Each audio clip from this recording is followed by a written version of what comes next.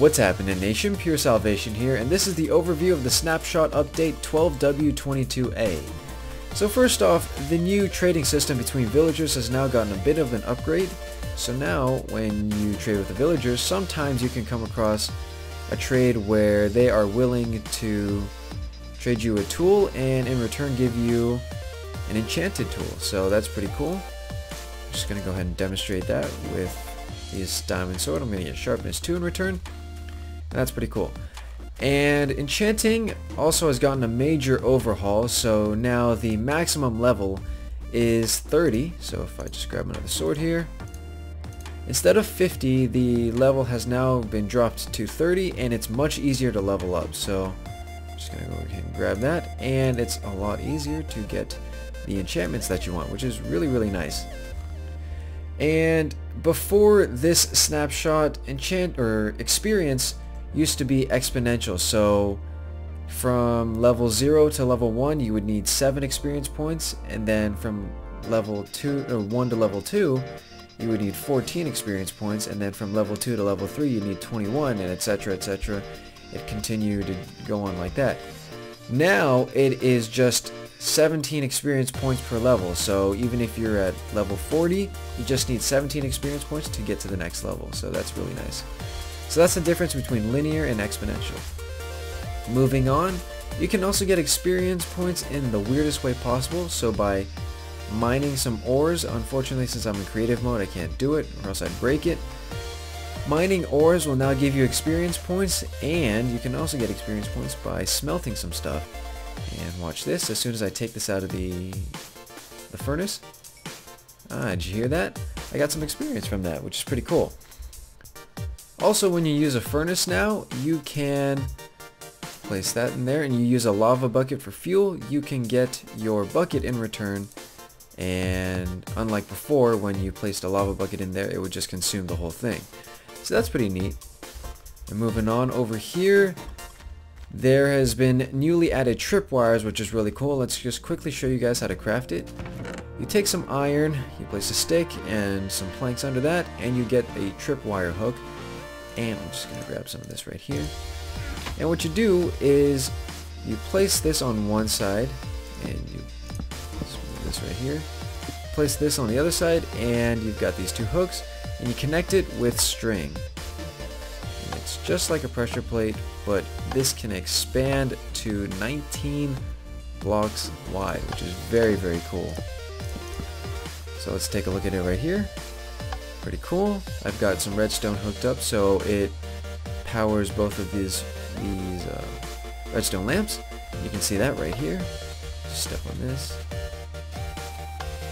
There we go. And also, another neat thing that you can do is you can place these hanging in the air. Unfortunately, when you walk through it though, it doesn't power anything, so watch. I will show you to do that. You just get your string and you just place it in the air. And yeah, it's mostly just for decoration from what I can tell right now. And moving on, there has now been newly implemented emerald blocks, which is pretty much just for storage or decoration. And you just craft it with 9 emerald and you get your block of emerald. Pretty cool.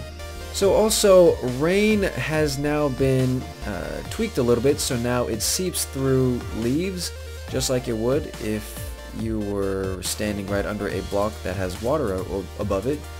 Water would drip through that. Same thing happens with leaves now in the rain. And also, if you leave a cauldron out in the rain, it can actually fill up, which is pretty neat. Also, there is a newly added game mode called Adventure Mode. So what it does is when you go into Adventure Mode, you can't break blocks, and it's pretty much geared towards adventure map makers. But you can still interact with villagers, fight mobs, and do all that sorts of good stuff. This snapshot also adds new jungle ruins or jungle temples that are found in jungles, obviously. And these are what they look like. They're super rare, so it's going to be a bit tough to find them.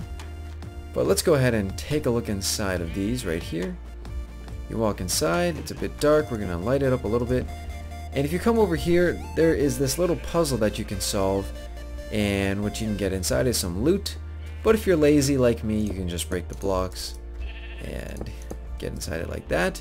and get to the chest.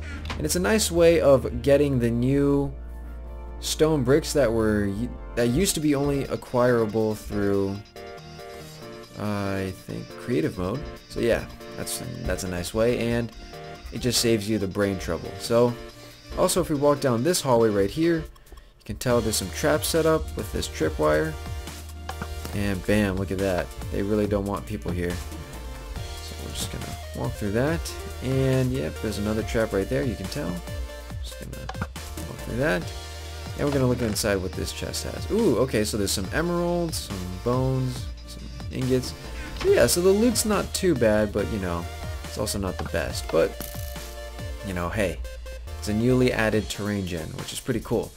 And since these are insanely rare, this is the seed that I used to find it. Let's go ahead and type this in. So you guys can type that into your world, and literally you will spawn right about here, and the jungle temple is right there. So it's not hard to find at all, which is very cool. So lastly, there is the new creative mode inventory interface, which I think is a lot better. You've got your building blocks, decoration blocks, redstone, and it's pretty much divided up by category, which is nice. And if you don't like that, then you can search for your item just like that. We'll look for redstone. Boom, it's got everything with the name redstone on it. We'll just delete that.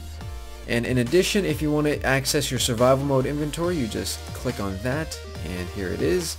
If you want to get rid of something, let's just get rid of that. You destroy it like that. So pretty simple there. So this concludes the Snapshot Update 12W22A overview. Let me know how I did. If you liked the video, go ahead and hit that like button, but if you didn't like it, go ahead and dislike the video, that's fine.